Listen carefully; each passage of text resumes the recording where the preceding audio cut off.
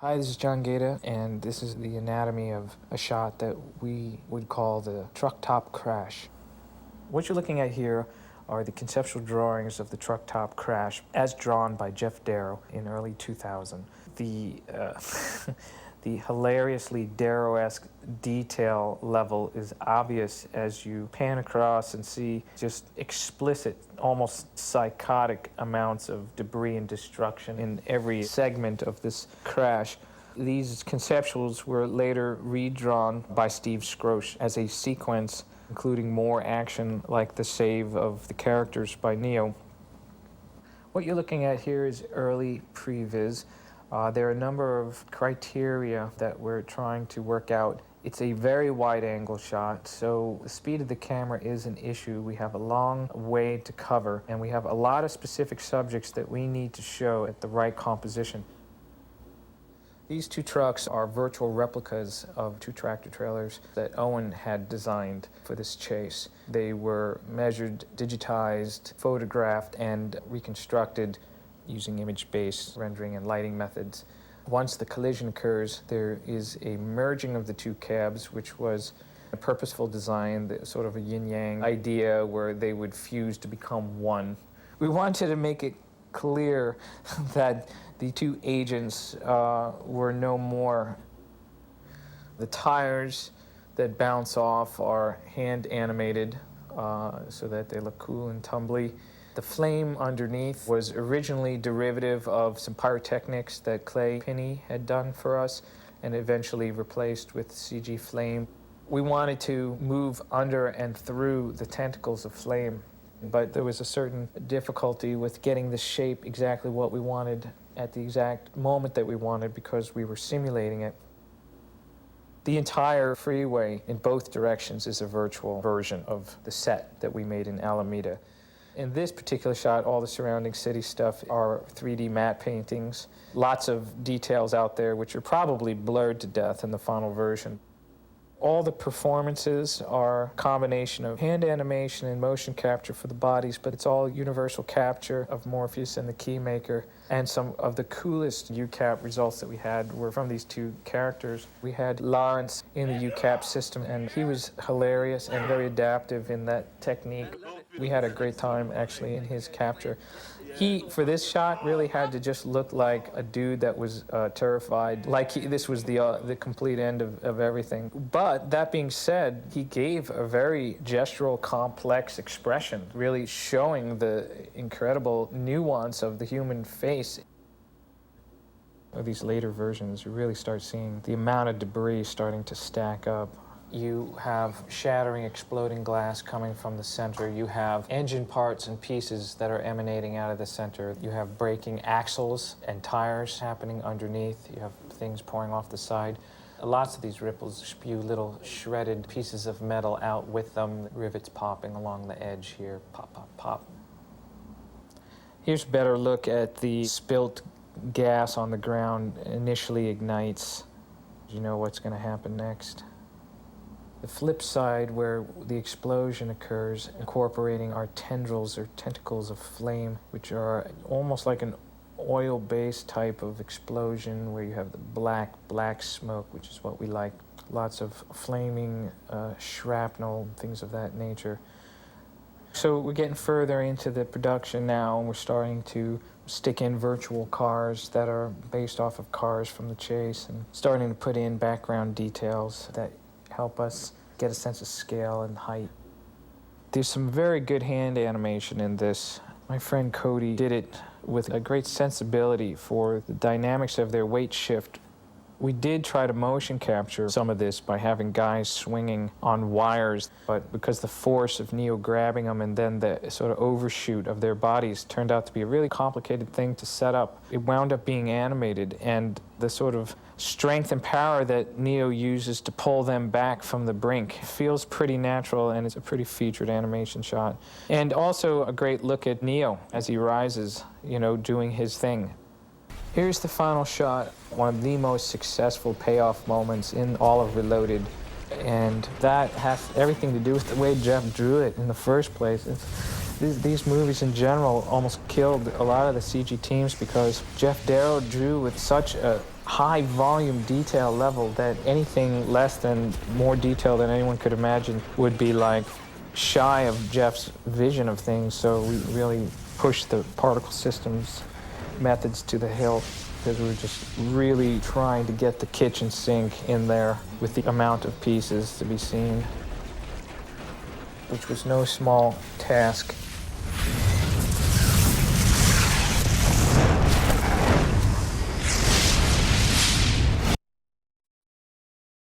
Larry and Andy worked very closely with a company called Pixel Liberation Front, and they created extensive set of essentially dailies.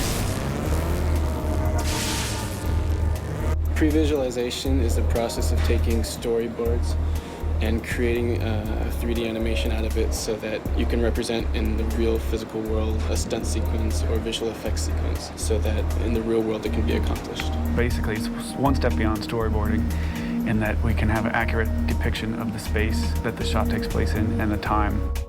We have to do some animation based on storyboard and based on the director's vision, and then we have to make sure that this is something that can be shot. Visual effects team, the photography team, the art department, the stunts team, we are all working in concert on pre-visualization and planning of all sorts using computer graphics as our medium. I thought it was really important to early on establish the relationship of the previs that PLF did. So I had Rupin build these models. So what this is it's a three-dimensional model that's basically a starting point that we can then talk about how to stage action in this environment. The next stage then is to take, since we have these virtual sets now, is to go into like a storyboarding phase where we can position virtual cameras within these environments and actually plan shots. Brothers make up their dream shot, and Pixel Liberation Front puts it on a computer and spits out a synthetic version of it. We have a model of our shooting stage, or one of the proposed shooting stages, and those blue cones are different sight lines of the different cameras in the whole tractor-trailer fight. Once Larry and Andy have said that's our sequence, that's how we want it to be, we'll go through with John Gata and the other supervisors and then analyze, can it actually be done, or how are we actually going to do it? And if it is impossible, we try to figure out ways to come up with something different, better.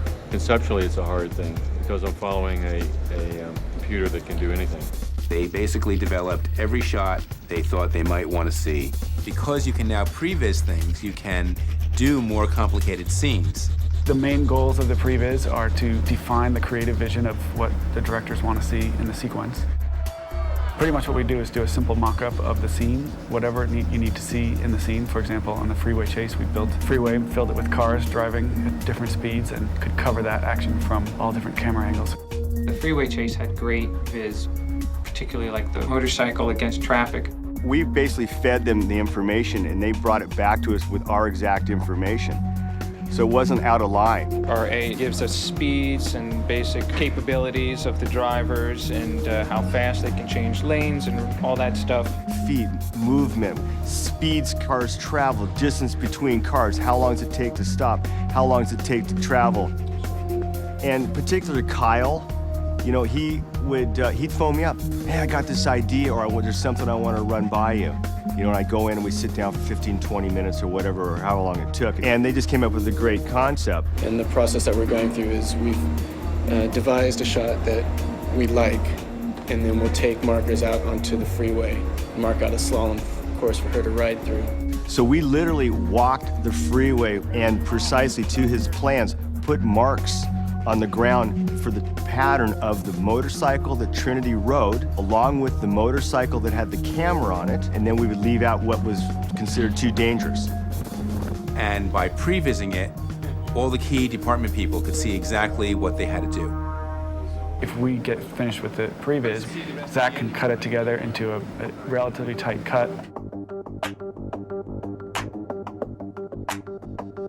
So all that then came to me in the editing room, and we cut them into a sequence. In the siege, we put the cut together, we got a budget back, we saw what was working, what wasn't working, we would introduce new elements, we would take elements that were originally planned and dump them. So it enabled us to really go deeply into the scene before it was shot. Larry and Andy will kill us if you show a happy-go-lucky skipping a view. Well, the classic way to do what we do is to make foam core models or have little posed action figures cruising around in a cardboard set or something like that. But that's a little bit difficult to do. Sometimes people make periscope cameras and things like that. The first usage of computers for doing similar to what we do, I think, goes back to the early 80s where Robert Abel and associates had made some sort of attempt to program motion control cameras via a computer that could show what the camera would see. Some people think it's a very new thing, and certainly it's new in terms of sort of more widespread popularity, but the idea's been around for a long time. The main point of all this is to, ahead of time, come up with all the camera angles and the lenses that are desirable and the camera moves in order to tell the story. The symbol that we've done a good job is when we do a sequence and it ends up exactly the way we previs it. That always feels good.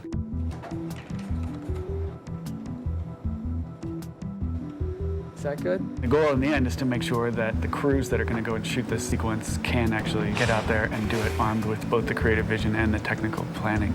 It's really critical to have this kind of previs because it really lets everyone know what they need to be responsible for. I don't think you could create a scene like The Siege without previs. The whole point is for the directors to design sequences without regard to the shooting limitations. Our goal is to take the shot that they wanted and put it on the screen for them.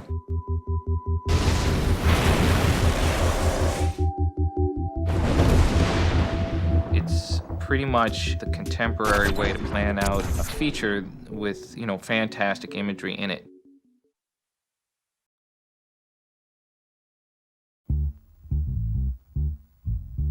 The thing that you need to know, which is ongoing, which is sort of the backstory. The assignment for the code is really to exponentially go into the details in any given object and see more and more and more. So in this map, this all here represents the freeway system. There's like clover leaves and like interchanges and stuff like that. Whenever you're looking this way on the freeway, you would see San Francisco, which is not San Francisco, but for the sake of understanding. And whenever you're looking this way on the freeway, you're going to see the Matrix City, which we're basically calling Mega City, and it will contain, where all the other scenes occur. You do need to know what this city looks like, at least from an art direction standpoint. So you get an overall sense of the plan, and also for things like sightlines, like to know where in the background on the horizon is this mega city coming up. The freeway was used as step one to create the skyline of Mega City. Mega City took about 2 months from beginning to end, laying out where buildings were, how much sprawl was going to be, the height of certain skyscrapers, how it was going to tie in with the freeway system as well. It was pristine and beautiful and glittery in the center, and industrial and decayed at the edges. And these are certain things that we sort of figured out on our map. I did a painting of the mega city, which we keep seeing in the distance. Even though it's imaginary, we need to know where those things are occurring. So here's the collage of the mega city. At the base here, we have the main urban area, which has the tallest buildings. We've basically taken urban highway design and taken it to a Baroque level here. It's like really complicated freeways interleaving and, clover leaves and all that stuff. This is what I was given to start from, actually. So I had a pretty... This is John Gata's drawing. It was intended to look like that. The freeway interconnects all the megacity with the suburbs and this industrial wasteland. You get an overall sense of the plan and also of the sort of organic quality that all of these highways have. We are developing a camera technique which could only really be realized with virtual environments. That is an extension of Alfred Hitchcock's vertigo effect.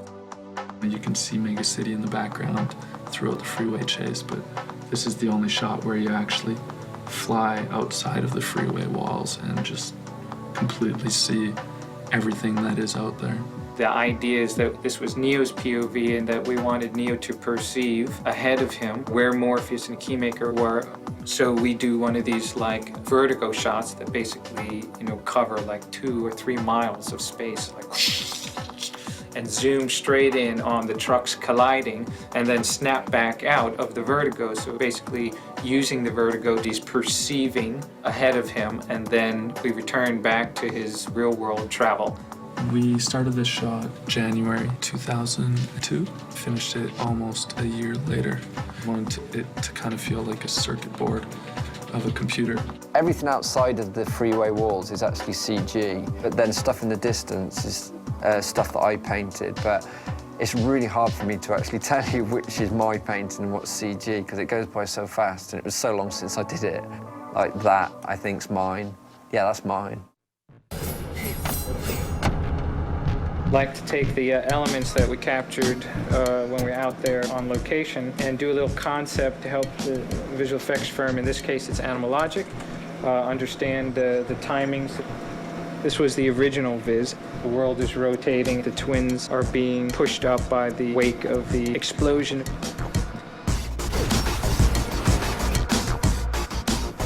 This is the element for the kind of pull-up part of the shot.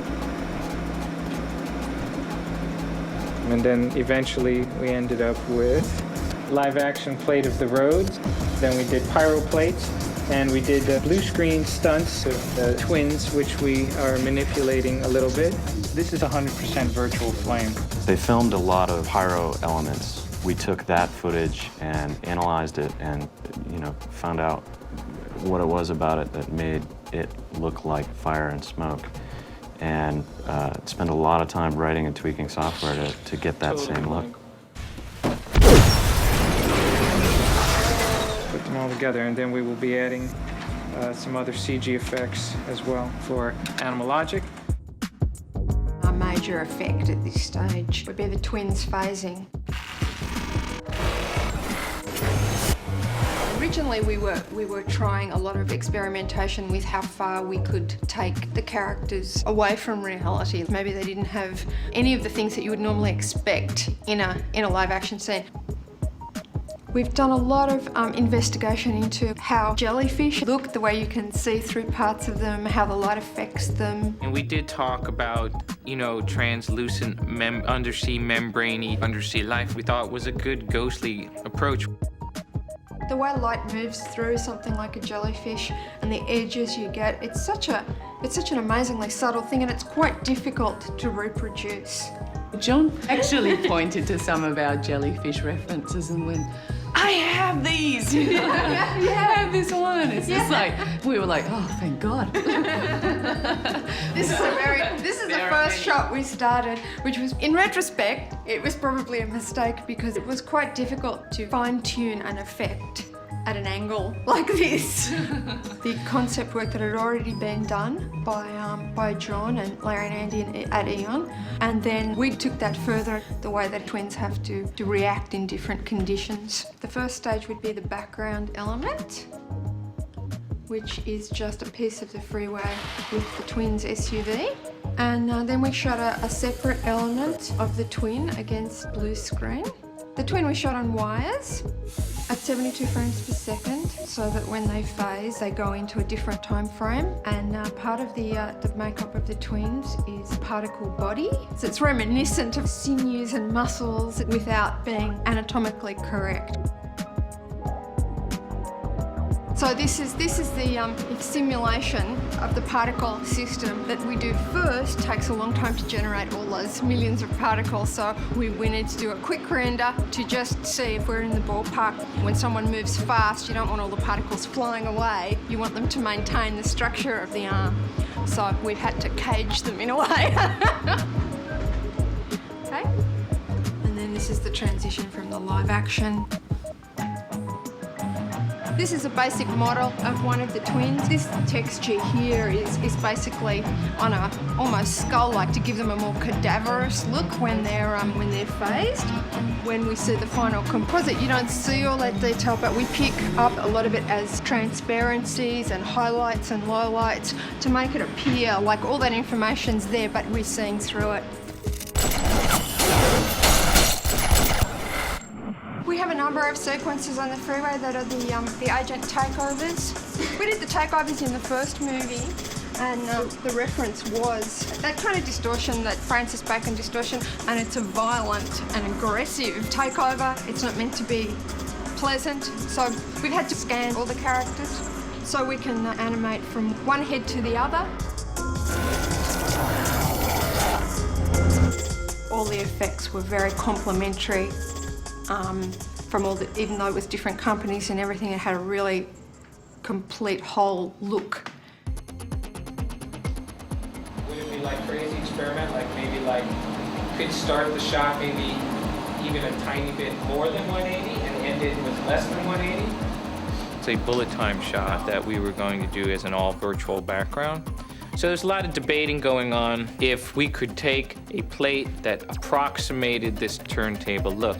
We were going to have a totally virtual shot, but we managed to shoot such a good helicopter plate that we decided it would be good to use it.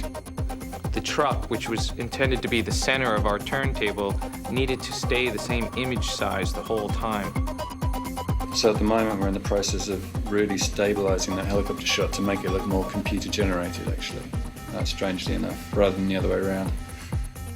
Involved in working backwards. So taking what we see on film and from that reconstructing computer data that describes the scene that we're looking at.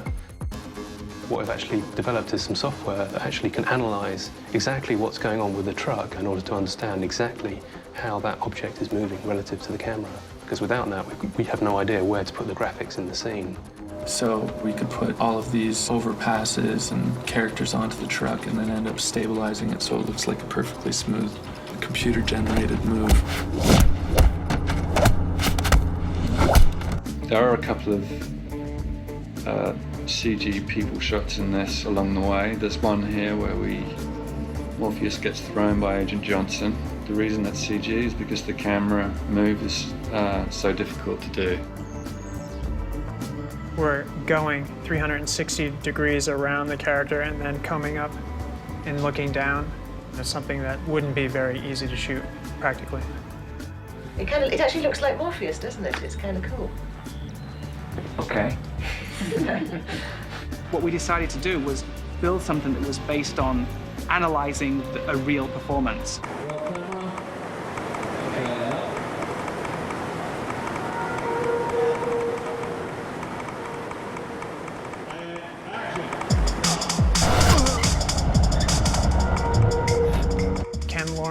Fishburne do a flip like this? I don't know, maybe.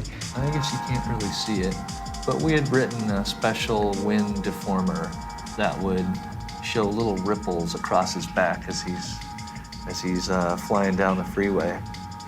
Because we thought, well, this shot is just crying out for wind, so we just put it in and we kind of snuck it in ourselves. At the end of the day, all this data is just a bunch of numbers inside a computer. And everything we're doing to them is just a bunch of mathematics. Strangely, it all seems to work, and you can actually get images out of that process.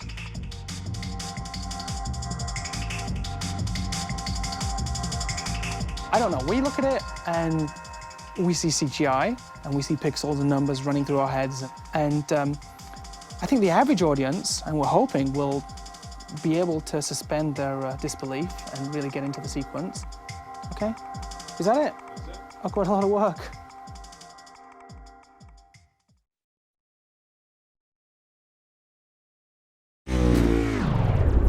There was a sequence in the freeway chase where Trinity picks up the key maker and they've got a bike going against traffic. So what we did is we had this incredible stuntwoman named Deb, who we literally drove against the traffic. They needed a girl who could ride one of the Ducati 996s really well, and that would be what I'm known for. I started riding motorcycles when I was 6 years old, and I started competing when I was 9.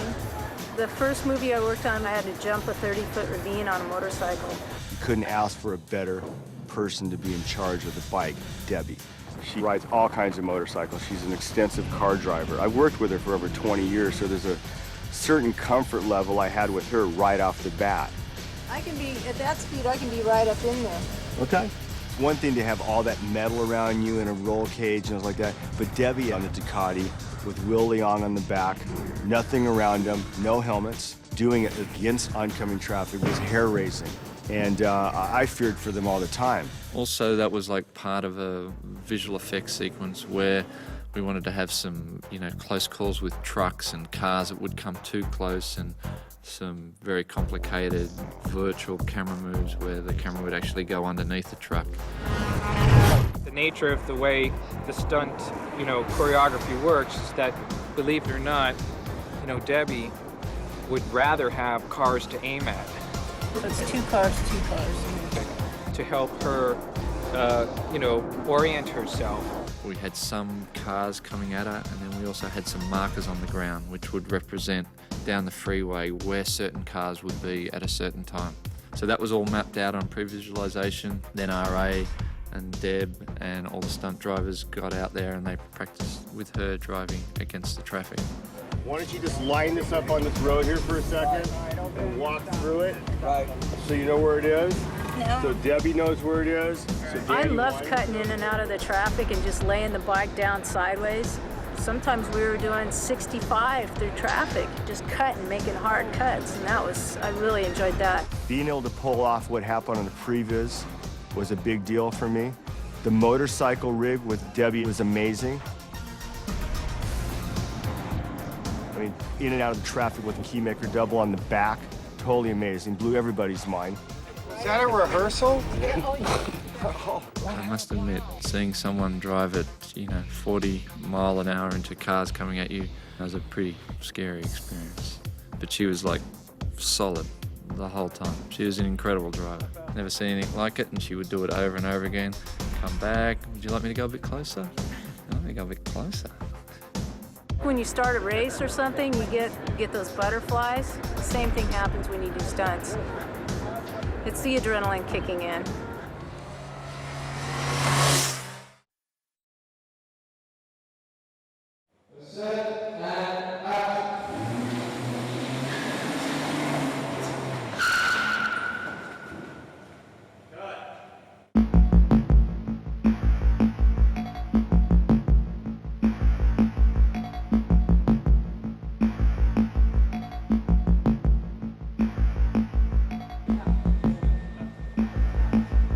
This setup is Muravichian Garage, and he has a Cadillac collection. So we basically needed to get some 18 Cadillacs that were in pretty good condition.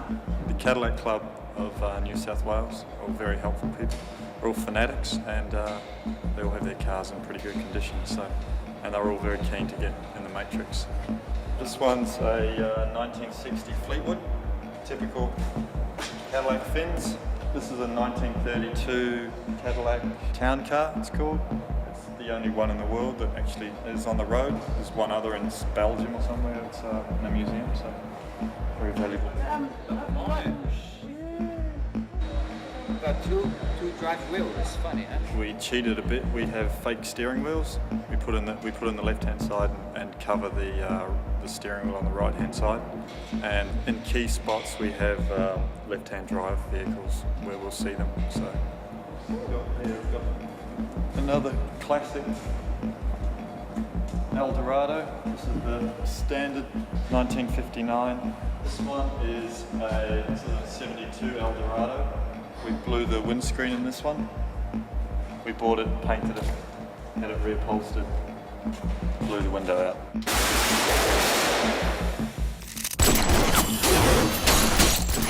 Oh, and the designer and Hugh, the art director, have their ideas about what they want in certain scenes. So it's really just coming up with what they see as the overall idea for the film and trying to match something to that.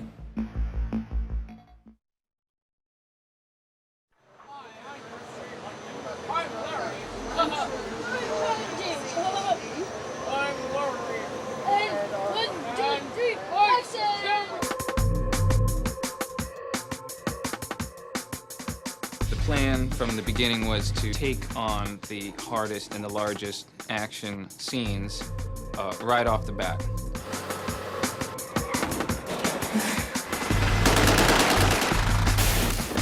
The freeway got the most attention because it was by far the most complicated. Smash. You guys give us your best shot. So it's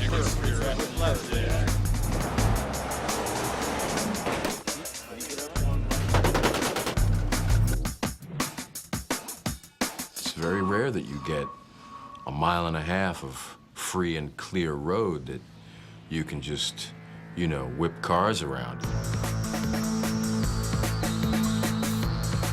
script called for, you know, a freeway sequence, and originally we were going to go to Akron, Ohio. In the end, it was better to actually build our own freeway. And given it's the Matrix, the fact that we're trying to control the visual image, we want to exclude trees. We needed to build a freeway that would give us like a mask.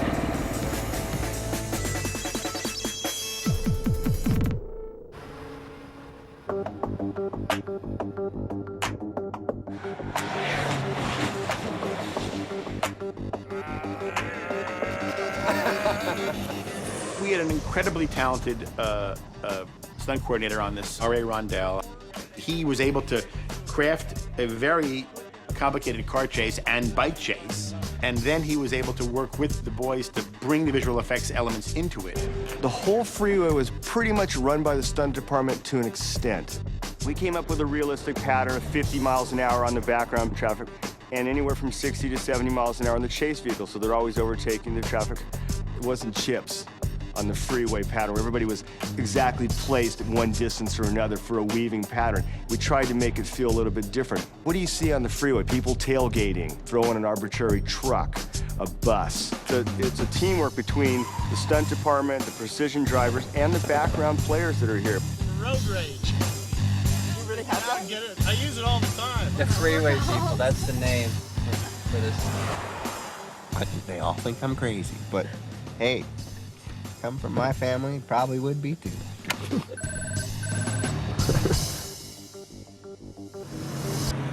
Pictures up, stand by. In the very beginning, when we were still first doing the concepts, there's a written word, there's a storyboard, there's a concept, and then you've got the previs. We designed something on the computer that was amazing. The brothers go into a pre-visualization mode. Because of that, they can put the camera anywhere, really. We try to figure out ways to come up with that same sort of shot in the real world.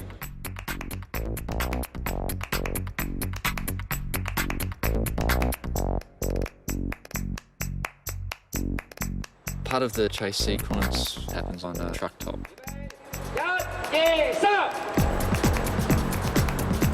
Obviously, you can't shoot a kung fu fight on top of a truck going down a freeway at 60 miles an hour. So we decided to shoot it inside and simulate the travel.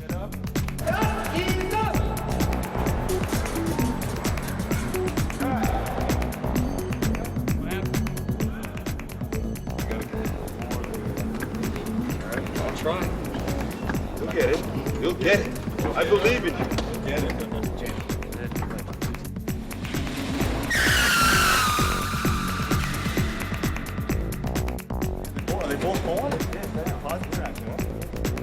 A lot of times you can put WD-40 down on the tires, and when you spin the tires, it'll cause, you can get a nice white smoke.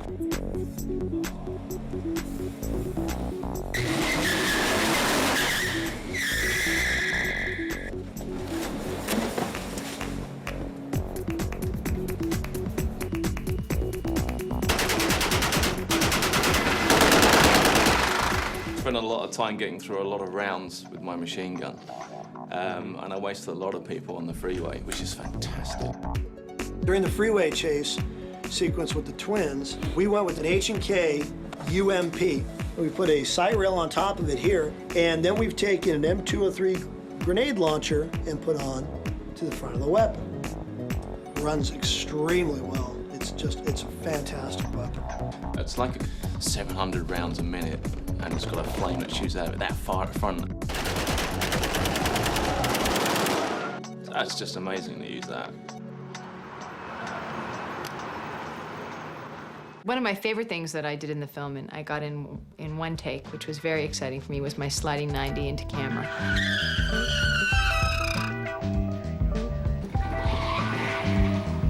Yeah, I think they call it a juicy lift.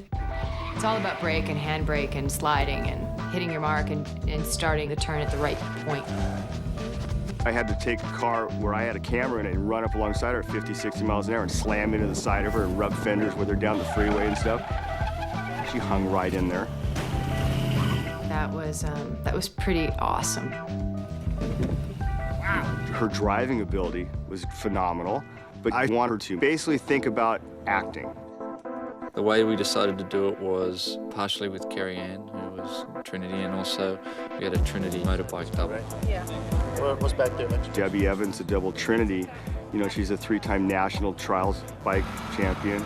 And I've worked with her for over 25 years in cars, motorcycles, whatever. She's by far the best there is.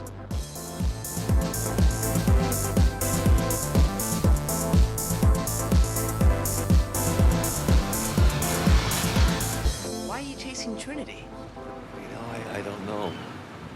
Being able to pull off what we called Event 3 was a big deal for me. The roles that R.A. Rondell put together for that smash-up, those beautiful sort of cars going like this in the background. 2 cannon rolls in it, 2 dragging pipe ramps, 2 T-bones, and a jackknifing truck, all in the same 250 feet of the freeway, all at 60 miles an hour. We had that rigged with a pneumatic cannon, hood crush, fender blow, bumper flew out, windows blew, and then it flipped over. We also had Trinity's car rigged with a hood crush and a suspension drop, because that agent will obviously be a virtual one. They had to get that timing down, as well as the 9 accidents happening behind it with 7 cameras.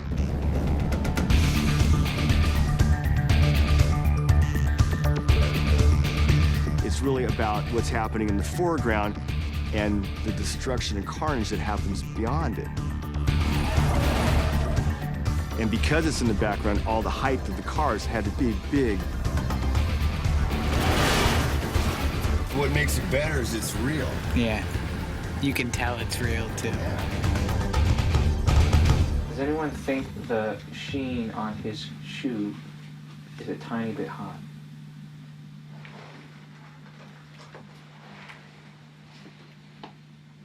Okay, fine. Yeah, shoot it out.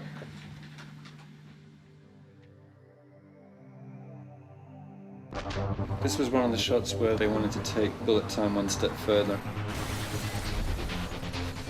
So they knew it was going to be a virtual shot, I think, from the beginning.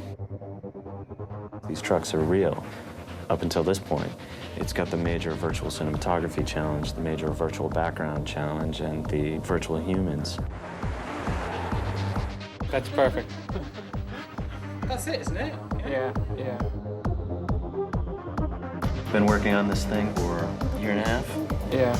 It's probably going to be one of the most expensive shots in the movie. You've got these trucks ripple and crash and blend with each other, and the fire comes out in a way that it wouldn't normally. If we were just going for real, wouldn't be nearly as interesting as the kinds of things we get to do in here. Yes!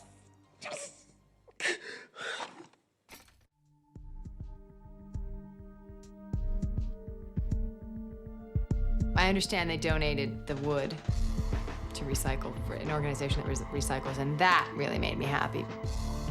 There was a lot of lumber in 1.5 miles of flattage on 2 sides, so there was 3 miles of kind of flattage. Really good timber and plywood and everything like that. Actually giving it to Mexico, I believe, where they can use it to actually help build. They were used for low-income family housing. So I always thought that was great that they were actually putting it to good use.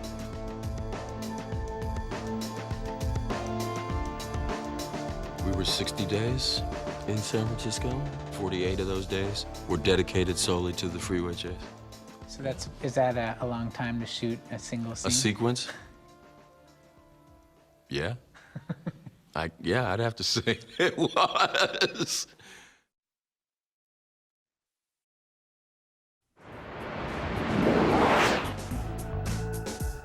This is my first movie in Hollywood. Yeah. And then they treat me very well. Kind of good. You see? My own chair, Colin Chow.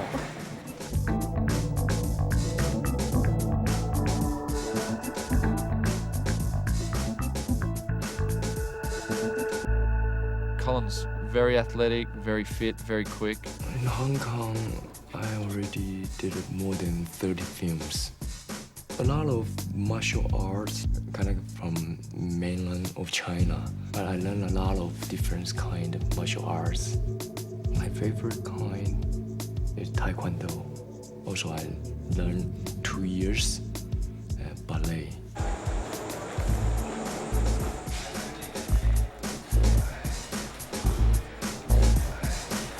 Always need to stretch your tendons. Get in order. Still old enough to know better, but too young to care. So that's what happens if you don't wait. Yeah. Gotta wear and protect your hearing.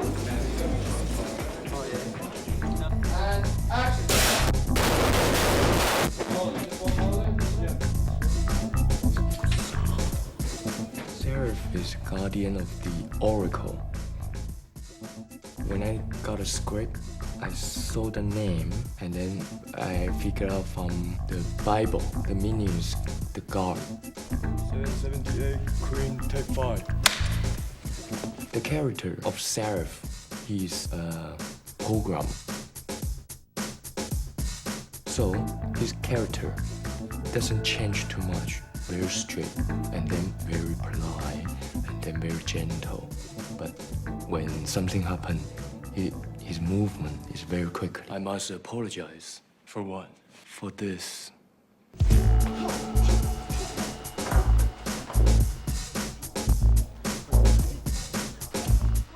For me, it's quite good, no? Because also I can practice more. Even I know how to fight, but it's good for me. Larry and Andy let me feel very comfortable. There's no weapons allowed. And a lot of patience for me. Yeah, also, yeah. Remember you're Mr. Cool. I'm cool, and then the Wachowski brothers, Yeah. they make me even cooler than everything. Yeah.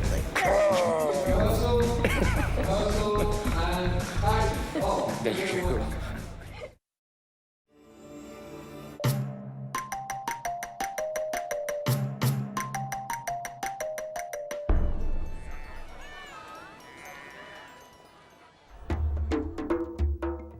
The first wire photography fight we did was with Colin Chow, who is a martial artist and has been in like a series of like Hong Kong films. Matched against Keanu. This tea house is very important for me and Neil. When I read my script, and then I will think kind of like a traditional tea house in China or in Hong Kong. Yeah, it's totally different what I thought. This scene is very classic, beginning until the end. We are very clean and then very precise. It's tricky stuff, the fight scenes. The moves are fast and it's tricky sometimes for operators just to follow that action. For me, it's really exciting working with Master Wu. I mean, he's a fantastic guy to watch him choreograph all those moves, and they really can move around swiftly through a set, even attached to the wires. So for us, it's to move the camera in those sort of same movements. It's exciting. Wu Pingyun is the first action coordinator I've ever seen. Always very nice, very gentle, always smiling. 都冇諗過呢啲嘢嘅我，即係我覺得東方演員好似可能佢本身動作打得好靚嘅。Kano 嘅動作係等於係初級訓練嘅，所以我哋度呢場嗰時咧，就先定咗 Kano 嗰動作點樣去啫，因為 Colin 本身已經係好熟悉martial art 嗰啲嘢㗎啦，先動咗嗰啲嘢，即係佢Kano 邊樣做得最好嘅，我哋度邊樣俾佢嚟配合到Colin 嗰招數，大家啲招數配合到咧，個點樣配合得好睇，我就點樣去，就其他都冇乜大分別嘅，我覺得分別唔係好大，同埋東方美國嗰啲分別好大。因為全部都係martial art動作嚟㗎嘛，打嘅層次咧，我覺得應該有少少 level 嘅，大家拳來腳往啊，即係你腳嚟我腳化，我腳解你拳嚟我掌化，即係我讀個層次咧，大家有 level 嘅，即係唔會話即係高低分別度好大，即係大家都係咁高手嘅人嚟嘅，所以我讀個層次大家高手如高手嗰種拳腳啊，嗰種惺惺相惜啊，即係嗰種感覺會有嘅啊。You can see piano is improved a lot from the first one because he paid a lot of time to practice. Probably towards the end of the take, your face is getting sort of soft, it feels like. Mouth's going open, coming up. Overall, just a smooth take all the way through with power. Action! Cut. Action. Oh! Okay. And action. Cut. Hey, it was going good. Action. Cut. Cut. For someone who isn't a designated martial artist, Keanu's, he's pretty incredible. And incredible on a wire, actually.